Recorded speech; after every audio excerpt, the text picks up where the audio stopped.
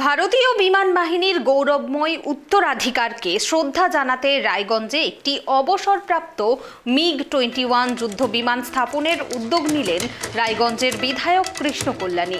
সম্প্রতি বিমান বাহিনীর ইতিহাসে সাহস ও দেশপ্রেমের প্রতীক এই কিংবদন্তি বিমানের আনুষ্ঠানিক অবসরের পর রায়গঞ্জে একটি MiG-21 স্থায়ীভাবে প্রদর্শনের জন্য ভারতীয় বিমান বাহিনীর এয়ার চিফ মার্শাল অমরপ্রীত সিংহের কাছে আনুষ্ঠানিকভাবে প্রস্তাব পাঠিয়েছেন তিনি।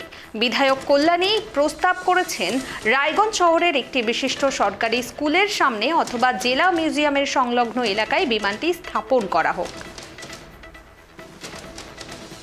এ বিষয়ে বিস্তারিত জানবো। এই মুহূর্তে আমার সঙ্গে টেলিফোন লাইনে রয়েছেন আমার সহকর্মী গৌরব।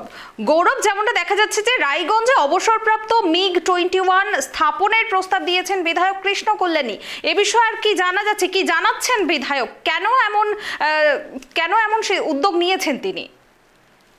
একদম দেখো, MiG-21 অর্থাৎ MiG-21 এর কথা আগে আসি। যুদ্ধ বিমান ভারতীয় বিমান বাহিনীতে দীর্ঘ কয়েক দশক ধরে গৌরবের সঙ্গে সেবা করেছে। আর এই উদ্যোগ কিন্তু একেবারে অভিনব উদ্যোগ, অনন্য উদ্যোগ বলা যেতে পারে। আগে মূলত এমন উদ্যোগ বা অনন্য উদ্যোগ অন্য কোনো বিধায়ক নিয়েছেন কিনা আমার অন্তত জানা নেই।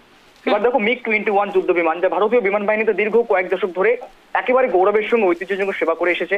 1965 সালে ভারত পাকিস্তান যুদ্ধ, 1971 বাংলাদেশের মুক্তিযুদ্ধ, যেখানে প্রায় বলা যেতে পারে প্রায় 90,000 পাকিস্তানি সৈন্য ভারতের কাছে আত্মসমর্পণ করেছিল।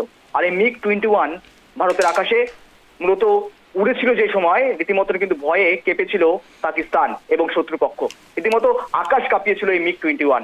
আর এবার সেই MiG-21 1999 সালের কার্গিল যুদ্ধেও গুরুত্বপূর্ণ ভূমিকা পালন করেছিল এবং সেই ঐতিহ্যকেই মূলত সাধারণ মানুষের কাছে তুলে ধরতেই এই উদ্যোগ। তুমি নিশ্চয়ই জানো যে কিছুদিন আগেই এই MiG-21 অবসর গ্রহণ করেছে।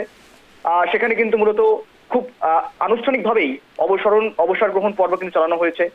এবার মূলত মনে করা হচ্ছে যে এই ঐতিহ্যকে বজায় রাখতে, শ্রদ্ধা সম্মান জানাতে রায়গঞ্জের কোনো এক জায়গায় রীতিমতো সেই একটি MiG স্থাপন করার উদ্যোগ নিতে চায় বিধায়ক কৃষ্ণ কল্যাণী।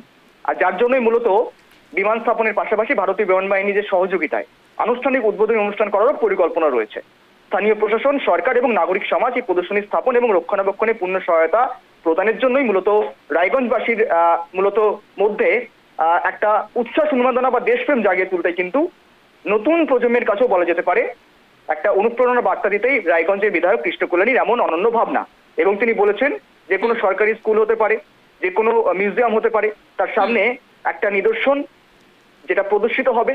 সাধারণ মানুষ থেকে শুরু করে শিক্ষার্থীরা সেখানে যাবেন এবং সেখানে গিয়ে এই সমস্ত বিষয় নিয়ে ভারতের বিষয়ে তারা জানবেন এবং ভারতের ইতিহাসে মূলত এই সমস্ত যে যুদ্ধ বিমানগুলো রয়েছে, যারা ভারতের জন্য কাজ করেছে, ভারতের ঐতিহ্যের জন্য কাজ করেছে, ভারতকে জিতিয়েছে, ভারতকে একেবারেই বিক্রমাদিত্যের মতন একেবারেই বলা যেতে পারে ভারতের অনন্য উদাহরণ স্থাপন করেছে এবং সেই সমস্ত কিছু যেন সাধারণ মানুষের কাছে, তরুণ প্রজন্মের কাছে বিশেষ করে তুলে ধরা যায়, তার জন্যই রায়গঞ্জের বিধায়ক কৃষ্ণ কল্যাণীর এমন অনন্য উদ্যোগ। আর এই নিয়ে তিনি air chief of marshal Amarpreet Singh এর কাছে অর্থাৎ এপি সিং এর কাছে চিঠি লিখেছেন, অনুরোধ দিয়েছেন, প্রস্তাব দিয়েছেন।